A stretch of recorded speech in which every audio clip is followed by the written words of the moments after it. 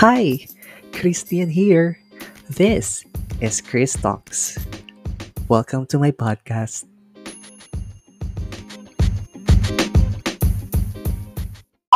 Hey guys, welcome back again to my podcast. And this is a very special episode because we'll be talking about cyberbullying, which is very, very common nowadays, especially now that everyone has a social media account and everyone has an access to the internet. So I'm here again with my guests, my model friends, Queen June, Kim, Bien, and Kyla. Hello guys, welcome back again. Hello, everybody. Yeah, okay. So let's start the question with never have I ever bullied. Sino sa inyo ang nambully na? Ako, kuya, syempre. I think lahat naman tayo nagbubully, Yes. di ba? Mm-mm. Dumaan tayo sa part na ganyan. Either nabully tayo or tayo yung nagbully. Yes. And I think kahit nung mga bata pa tayo no? Mm-mm. Nabuhay na tayo doon sa tipong may binubuli tayo sa school or tayo yung nabubuli sa school. Pero sa inyo, paano kayo mambuli ba? Ikaw, kuya, nagbully ka naman noon. Nambuli ako and at the same time, nabully ako. So, siguro grade school pa lang, naranasan ko na yung mabully. And parang ang bully sa akin that time is about pagiging soft ko, ganyan. Yung hindi masyadong firm.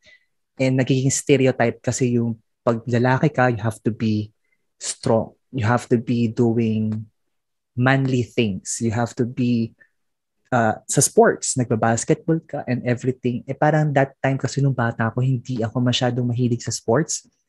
Mahilig ako sa arts. Mahilig ako sa entertainment. So, bata pa lang ako, sumasaya na ako sa mga choir, sa mga school plays, ganyan. So, mahilig talaga ako sa mag-entertain. So, yun, parang doon time na yun, parang naranasan ko na nabubuli ako because of that. Dahil nga, nagiging stereotype pa during that time na kailangan for guys ganito. And then, nung nag-high school ako, naging mas grabe yung bullying.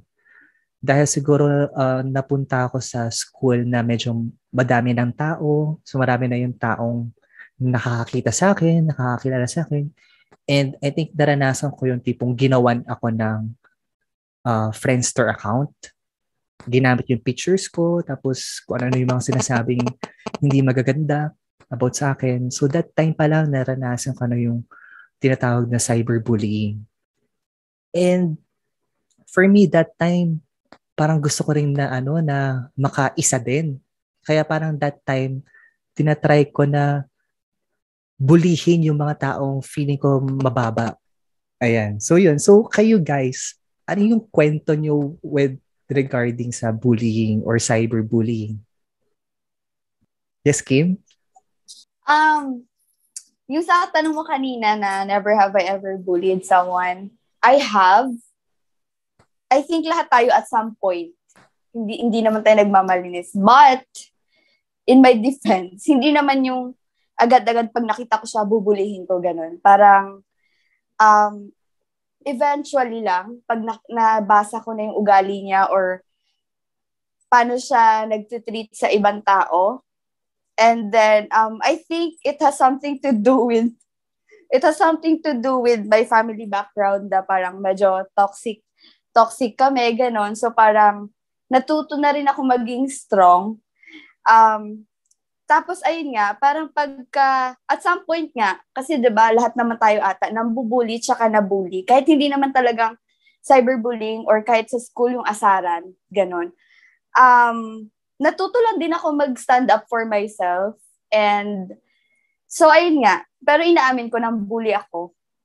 Parang for me, gusto ko lang mapakita sa kanya kung anong deserve niya, ganon, sa mga pinagagagawa niya. Pero pag wala naman siyang ginagawang masama, hindi naman. That's all. Yes.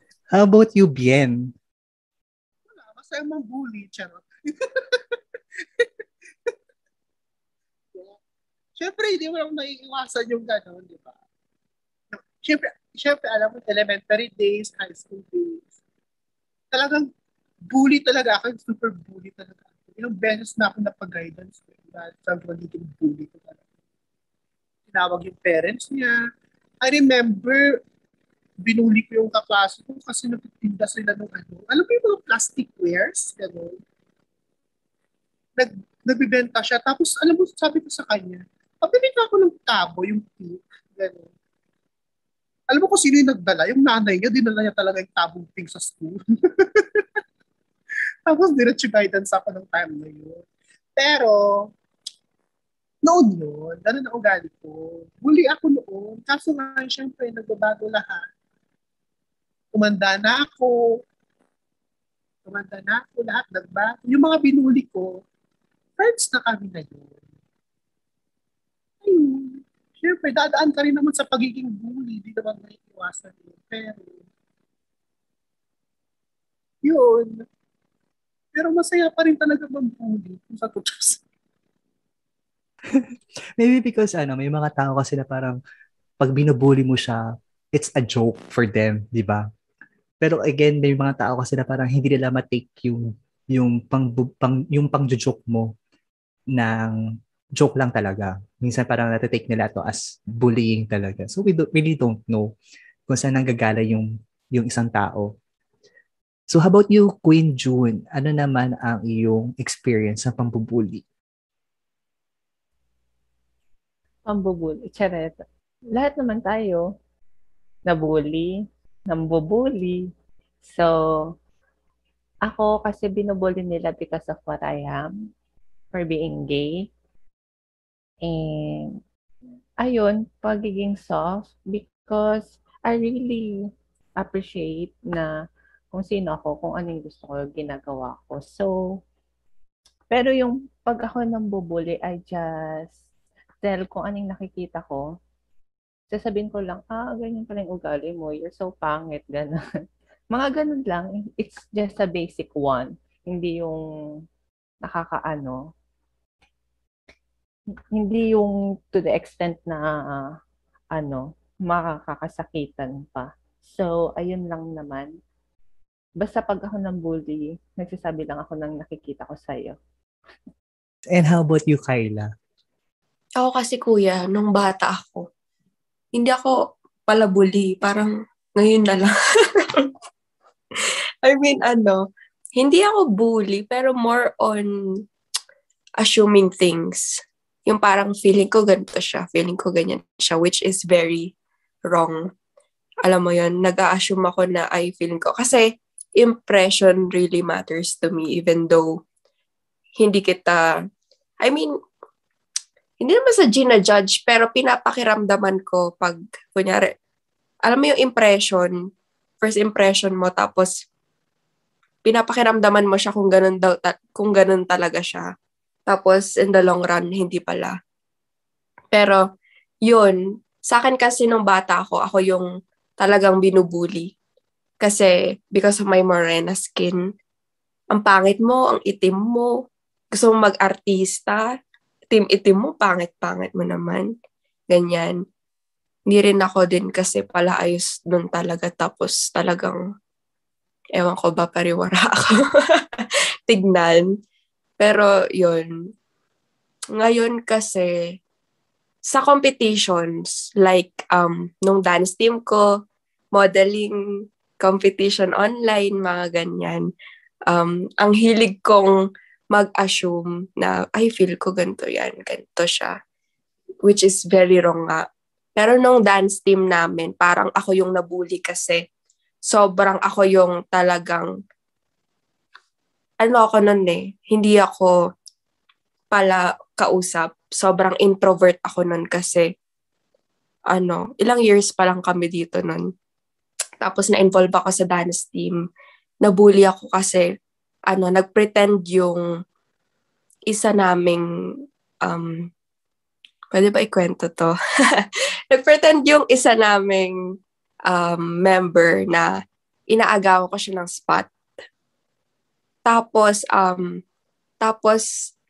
hindi na siya nag-dance nung competition kasi nga nainis daw siya sa akin, ganyan. Tapos pinalabas niya na kasalanan ko, which is hindi naman talaga, pero I apologized kahit hindi ko kasalanan, kahit alam ko naman na hindi ko kasalanan. Tapos after few days, nalaman ko na sinadya niya na pagmukain akong mali. Tapos wala, hindi ko lang pinansin kasi alam ko yung totoo, ganun. Tapos yun, after nun, dun ako natuto na, yun, kagaya kay Ate Kim na, to stand up for myself. Kasi sa sobrang introvert mo, hindi ka nagsasalita, panay, sorry ka lang, hindi gagana yun. Minsan kasi kailangan mo talagang protektahan din yung sarili mo. Hindi dapat lagi kang tahimik. Hindi dapat sa lahat ng oras mabait ka. Kasi kailangan mo talaga lagi lumaban para sa sarili mo. Kasi sino pa bang lalaban para sa'yo kundi sarili mo lang, di ba?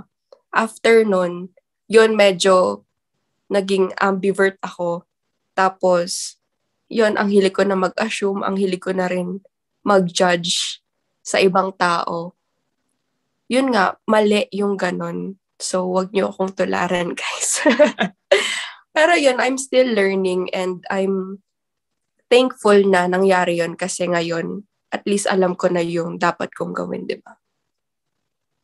Yes, true. And I think sa mga nabanggit yung stories, there are 3 na medyo tumatak sa isip ko. And first is yung, kung sinabi niyo, do you think na yung pambubuli ay nakabase tayo sa first impression?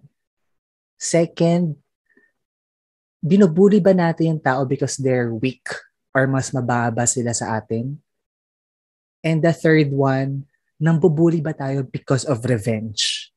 Dahil merong nang bully sa atin before, we just want to have our own sweet revenge.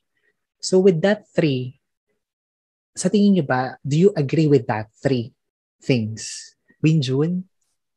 For me, I do bully. Just first impression? Ay na. Hindi. Kung kasi, sometimes, hindi naman ako mahilig mag-approach kaagad. Sometimes sila yung, true, hindi talaga ako mahilig mag-approach. So, I'll just learn your moves, ganun, the way you treat people. Tapos, dun lang ako magsasalita na, ay, ganun pala yung ugali niya. Hindi pala dapat gayahin yung mga, ganun lang. Hindi naman ako yung, bully talaga. How about you, Kim?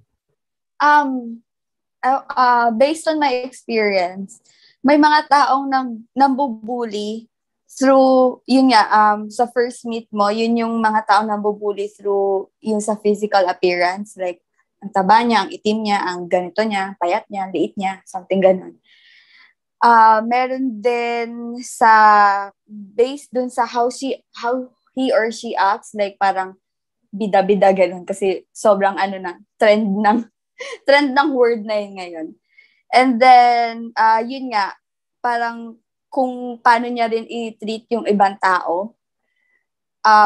And then, yun nga, yung sinabi mo kanina, Kuya Mark, na yung iba nambubuli because they're insecure. And then, gusto nilang ipakita na mas higit sila dun sa taong yun. Pero yung totoo, insecure talaga sila deep down na nakikita nila dun sa taong yun. So, yung way nila is to bully that person to make them feel good about themselves. So, ayun. I just agree with that. Depende naman kasi yun sa tao. Yes, totoo naman. And how about you, Kyla? Sa tingin ko, iba-iba kasi tayo, kuya.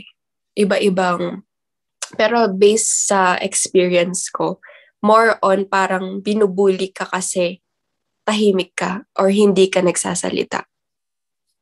Which is mali kasi tinitake advantage mo yung kindness ng tao sa'yo eh. Parang alam mo na tahimik siya, alam mo na hindi siya papatol kaya go ka lang ng go hanggat sa, ayun na, magbago na yung tao tapos doon mo lang din ma-realize na mali yung naging attitude mo sa kanya. Pero yun, iba-iba kasi tayo, kuya. May iba't ibang experiences din tayo.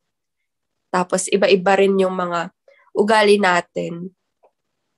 And coming from that, na sinabi mo na iba't iba tayo ng pinanggalingan and all, do you think na yung pagiging bully is nagsimula talaga yan sa bahay? Or sa pagkatao ng tao, yung kinalakihan niya, kung saan siya lugar or environment niya, yung naka-base ba sa environment? Kasi ako kasi medyo malawak kasi yung bullying na word. Minsan kasi parang hindi natin nakikita na bakit nga ba siya nang-bully? Baka meron siyang behind the stories, meron siyang behind the scenes na hindi natin nakikita. Na parang for example is that person kaya siguro siya nang-bully kasi hindi niya naranasan na maging masaya. So parang yun nga, doon pupunta yung parang naging insecure siya. Yung ganon. So parang may mga pinanggagalingan sila. So ang question ko is, do you think na nasa environment yan ng tao? Yung pagiging bully? Sa tingin ko nasa environment and experiences. Kasi hindi ko naman din kilala lahat, pero sa experiences ko, kuya, may mga iba na dahil nga sa bahay nila, sa nangyari sa bahay nila, sobrang upset nila kaya nailalabas nila sa ibang lugar, school, church, kahit saan. Tapos yung iba, kung paano sila itrato din ng iba sa mga experiences nila na nabully sila noon, kaya ngayon parang revenge time, alam mo yun. Pero nasa mindset na rin kasi yan ng tao kung sa bahay ganun na ngayon nangyayari tapos gagawin mo pa sa iba. Kasi kung sa bahay nangyayari pa lang tapos nasasaktan ka na, bakit mo pa gagawin sa iba kung alam mo naman na ikakasakit din nila, di ba? So para sa akin sa experiences tsaka environment din nila yun. Tsaka nasa sa kanila talaga kung mambubuli pa sila or hindi, or ipaparanas nila yung experiences nila sa iba. How about you, Bien? So for me, siguro, isa na rin yon about dun sa environment. Pero para sa akin, mas more sa mga peers, sa mga nakakasama ng isang tao. Kasi na-adapt niya kung ano yung ugali nung pinapakita nung nakakasama niya. And just for example, my little brother, ganyan din, nagsimula matino, tapos na yung mga nakasama siya, naging barumbado, hindi ko na nakontrol. Ganun, alam mo yung parang hindi mo makukontrol yung isang tao kapag alam mo na-adapt niya na yung ugali nung nakakasama niya nasa kasama niya Gaya-gaya lang naman yan. For example, may ginawa silang ganito, syempre, feeling nila masaya, gagayahin naman ng isa kasi nga, masaya. Yun ang para sa akin. Yun ang parang mas, para sa akin, main reason siguro kung bakit may mga nambubuli. Kasi dahil din sa mga nakakasama nila, na bully din. Na so feeling nila, tama yung ginagawa nila, continue nilang ginagawa yun kasi feeling nila, tama. So parang feeling cool kids. Ganun. Yeah. How about you, Kim? Ako naman, I totally agree with Bien na depende sa mga nakakasama mo, environment din. But in my experience, it depends on how you adopt kasi hindi naman sikreto sa atin yung parang pinagdaanan ko sa family ko. And from that, sa akin naman, natuto ako to parang stand up for myself lang. Hindi yung basta-basta mambubuli lang. But if you go below the belt, dun din talaga ako talagang sukdulan talaga ako mambubuli, ganon. And then, yun din kanina sa sinabi ni Kyla na mambubuli yung tao pag tahimik ka. Totoo yan kasi na-experience ko yan. Ako kasi matiisin akong tao. Inaantay ko talagang mag-below the belt yung tao bago ako mag-fight back. But pag nag-fight back na ako, hindi talaga ako titigil hanggang hindi talaga siya madadown. Yun yung masama sa akin. And then, I'm very protective of my friends, especially, alam niyo naman, then yung recent na nangyari, I think sobrang familiar ni Kuya Mark dito. Totoo yan. So, sobrang quiet ko din talaga nun. But, nung may nangyari na talaga na below the belt, doon na din talaga ako nag-fight back. So, ayun. And how about you, Queen June? Siguro sa yung circle of friends mo, it depends how they treat other people. Kasi meron kang makakasama na mabait talaga, parang walang ginagawang masama, tapos meron kang nakakasama meron kang nakakasamang mahilig naman sa inuman, tapos yung isa mahilig mang-asar, mahilig mang-bully yun. So, it depends sa mga nakakasama mo pa rin and how you adopt the environment of that circle of friends. So, and kung naman, pag ikaw na talaga, if you need to speak up na, you need to speak it up na para sa sarili mo. And kung sa kasi, minsan kasi talaga, kaya kong talagang makipagtalo kahit ano pa yan. Talagang makikipagtalo talaga ako in terms of bullying. Talagang makikipag-away talaga ako. So, yun. Nag-hesitate ba kayo guys na mag-post sa social media because of cyberbullying? Bien? For me, no. Because it's my Facebook account, it's my account, so I have the right to post whatever I want. And I don't care what people say kasi nga yun ang gusto kong sabihin. And I don't care kung ano ba yung nakikita ko na nag-comment ako sa'yo. Well, it's up to you. Accept criticism. Diba? Yun lang sa akin. Accept ka. Kung ano yung sabihin ko, accept mo. Kasi nga, yun ang para sa akin, yun ang sa akin. Well, kung ayaw mo, well, it's free to block me. True. Feel free to block. How about you, Kim? For me, hindi naman ako nag-hesitate to post something on my social media account because that photos or videos are something that I'm proud of myself, and that's what makes me feel good about me. Kaya nga pinopost ko. Then, of course, din tayo ng criticism and hate comments, minsan messages, but just brush it off. Wala akong pake sa nababasa ko or what. Basta wala naman akong ginagawang masama on my social media accounts. So, ayun. Okay lang. And how about you, Queen June? Before, I don't hesitate to post on my social media account. Pero now, after nung seminar about youth, and may nakausap akong isang army, and he told me, talk about posting social hate comments, different posts about bullying, just like that.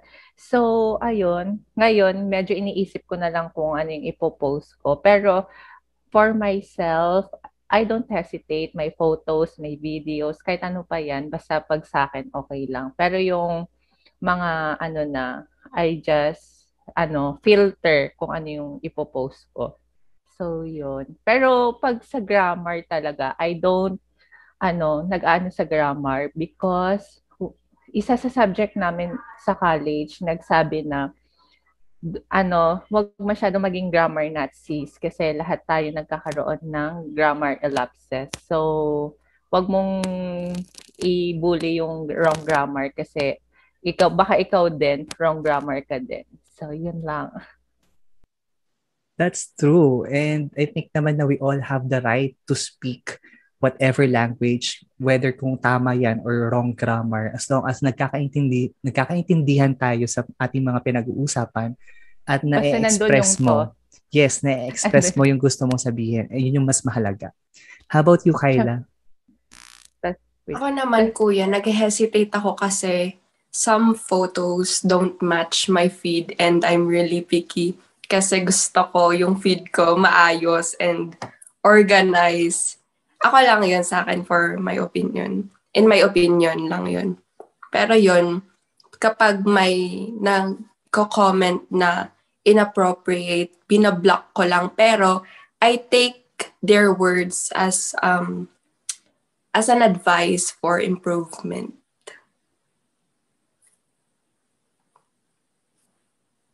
Yes, that's true. Ako naman, I don't hesitate to post anything on my social media because I want to show the world, the universe, rather. Hindi, joke. and, then, and then I want to show na parang it's okay if you have stretch marks. It's okay if you have dark skin. It's okay if you have pimples.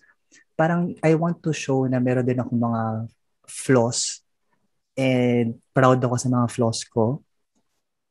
Kung magkamali man ako sa grammar ko, it's okay. Kasi for me, what is important is yung na-express mo yung gusto mong sabihin talaga. So, I don't really hesitate na mag-post sa social media. Kahit ano. As long as maganda yung na-express ko and yung binibigay kong message sa tao at wala ko naaapakan na tao, I think I'm good with it. So, yun. So, how do you handle ba ang mga bullies? Start with you, Kyla. Hindi ko sila pinapansin. Kapag one time sa stream ko, may nag-comment na, "You're so ugly." Tapos, sumasayaw din ako na, alam mo yung for fun, kasama yung mga kaibigan mo sa stream. Tapos, bigla silang magko-comment ng negative comment. Hindi ko pinapansin, pero deep down, syempre, ako na parang bakit ganon? May mga taong makikita pa rin yung negative sa'yo. Even though sometimes ganon din ako na kahit walang ginagawa yung tao, may nasasabi ako, di ba? Pero, yun, hindi ko sila pinapansin. Parang tatawanan ko na lang kasi kapag pinansin mo sila lalo talaga silang ding magpapapansin. Ayun. Mind your own business na lang. Tsaka maging positive ka na lang sa sarili mo kahit hindi ka nila tanggap or may mga negative silang nasasabi sa'yo. Bien? Mahirap talaga akong i-handle. Kasi, so, sa akin naman, i-handle mo yung bully na katulad. Tama rin yung sinabi ni Kayla about sa connection din. Don't be afraid to ask kung ano ba yung problema niya sa'yo para ma-correct mo kung ano man yung mali mo o mali na nagawa mo sa kanila if ever meron man. Or maybe, iwasan mo na lang. Kasi pag iniwasan mo siya, there's a big chance na baka tigilan ka din niya. Kasi pag once na pinatulan mo ang isang bully, baka di ka tigilan. Sis, yun lang. Kim? Ayun, how do I handle bullies? Yun nga, sabi ko kanina, just brush it off. Yun nga, kung ano yung nafe-feel natin na gusto nating i-express about ourselves sa social media, yun yung nakakapagpasaya sa atin eh. And then, kung yun yung nakakapagpasaya sa kanila, na nambubuli sila online, and then go. Basta, wag lang sila mag below the belt or super, sobra-sobra na. Kasi, at some point, makikita mo din talaga yung katapat mo, ganun. But, for me, yun nga, ignore na lang as long as wala pa naman silang masyadong ginagawang masama sa'yo or hindi pa masyadong distracting. Ignore lang talaga. Yun. Queen June? Queen June, ikaw na. So for me, I do background check sa person. For real. Hindi naman as in background check. I do stalk sa profile nila. Tapos then, sabi ko, iniisip ko na lang kung bakit nila ginagawa yun. So, I'll just pass na lang. Hindi ko na lang papansinin. Basta makita ko lang or na-check ko na yung profile nila, okay na ako. Basta mas masaya yung buhay ko. Hello there, bitches. Yes! Ganun. Ako naman, how do I handle yung mga bullies? I listen to them. Kasi minsan baka may pinanggagalingan lang sila. Baka insecure lang or baka may gusto lang sila ma-achieve na hindi pa nila na-achieve pero na-achieve ko. So yun, I listen to them. Baka naman kasi, makatulong din para mag-improve pa ako lalo. Pero I agree with Kim, pag nag-below the belt talaga, that's the time na lalaban ako. I will fight back. And if I fight back, I dare you, I fight really hard talaga. As hindi kita susukuan. Alam nyo yan, guys, because naranasan natin yung cyberbullying previously and hindi talaga ako sumuko. Pero ako kasi pag lumalaban ako in a nicer way pa rin, I try na kausapin ka na one-on-one. Ganun ako lumaban. Hindi ako lalaban na para bugbugan or parinigan. Ang laban ko is kakausapin kita. And if you don't let me talk to you, then the problem is ikaw. Kasi hindi mo kayang i-handle yung laban. Hindi ka marunong lumaban ng tama. Yun yung sa akin. Do you agree with that? Na ang tamang laban is communication at masasabi mo na hindi ka marunong lumaban if you don't communicate sa isang argument. So yun. So now, what is your message sa mga bullies? Kasi tayo naman, inamin naman natin na bully tayo. Pero ano yung mensahe natin? What is our takeaway from all the experiences we had?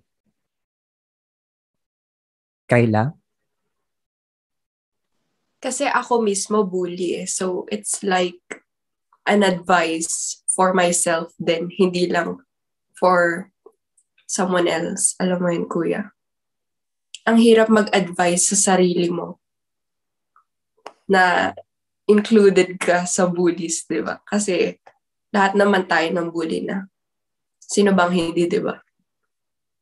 Pero yun, ang advice ko is huwag tayong mag-assume agad-agad kasi hindi natin alam or kilala lahat. Sa tingin natin, ganito siya, pero deep down, may pinagdadaanan rin pala siya. Tapos, gina-judge natin, binubuli natin. Tapos, ang advice ko rin is, ito yung pinaka-advice ko sa sarili ko na kapag naiinis ka or galit ka, manahimik ka, even though sobrang hirap manahimik kasi naiinis ka, nagagalit ka, di ba? Gusto mong ilabas, gusto mong siraan kasi napaka eh. Di ba? Pero yun, kapag naiinis ka, nagagalit ka, keep it to yourself. Ako kasi, yun yung problema ko rin sa sarili ko kapag galit ako, kapag naiinis ako, na ilalabas ko kasi prangka akong tao eh. I'm very vocal sa mga nararamdaman ko, sasabihin ko, which is very wrong din. Kapag bully ka rin kasi, iba kasi yung bully sa prangka pero medyo connected sila. Sa sobrang prangka mo, nagiging bully ka na. Alam mo yung sa sobrang gusto mong maging tama, nagiging mali ka na rin. Yun din yung mali sa akin. Yun, kapag naiinis ka, kapag nagagalit ka, keep it to yourself kasi hindi din yung circle of friends mo na meron ka ngayon, hindi din, may times na pwede ka din nilang i-down. Like, may times din na akala mo totoo pero hindi. So, yun yung advice ko sa mga bullies. Keep it to yourself. Bien. For me, siguro respect na lang. Respect mo na lang kung ano man yung ginagawa ng tao, kung ano man yung meron sa tao. Kasi nga,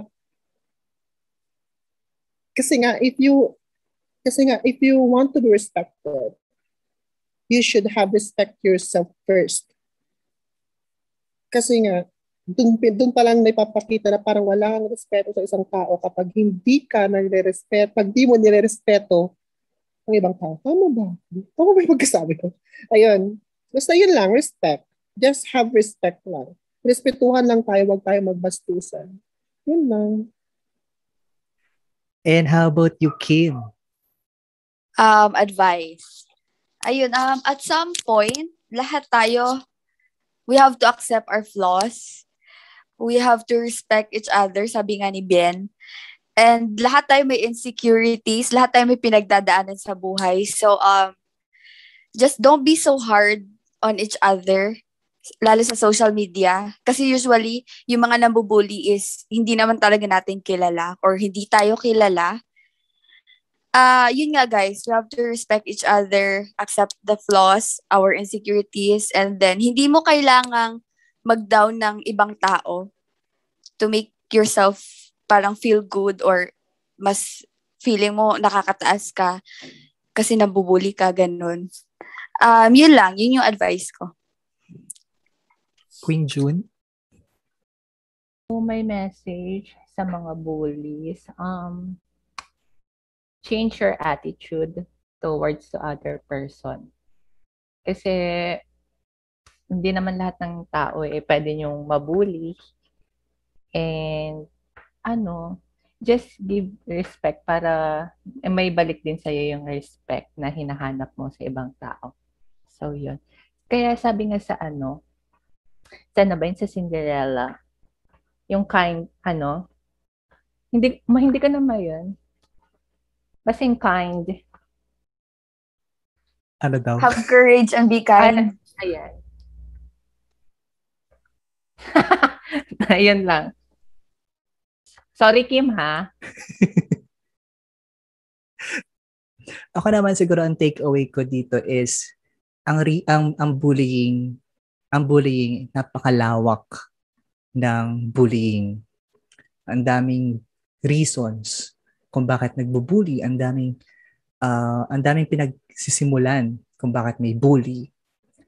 And I have to go with respect talaga. That's the perfect advice, to respect.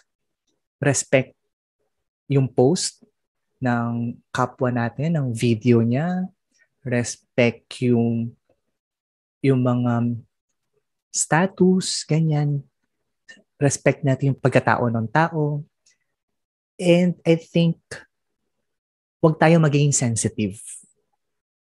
Yun. Kasi minsan may mga bagay na hindi naman talaga pambubuli, pero it's an advice or a facts. Kumbaga parang nagpapakatotoo ka lang naman, sinasabi mo yung gusto mong sabihin, pero nadja-judge ka as bully.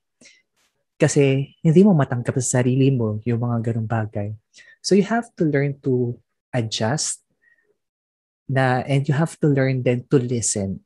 Kasi hindi lahat ng sinasabi na negative ay bully. Sometimes yung negative ay para to help you, to improve you as a person. So, yun yung akin takeaway. Kasi minsan palagi natin sinasabi na ay bully yan kasi ganito, pero pakinggan natin. Baka naman kasi maganda yung gusto nyo, maganda yung intentions niya. Yun. And so para sa mga bullies, ayan, good luck sa buhay mo. Sana ay makahanap ka ng taong magpapabago ng pananaw mo sa buhay. Yun. Hindi ko na alam yung sinasabi ko.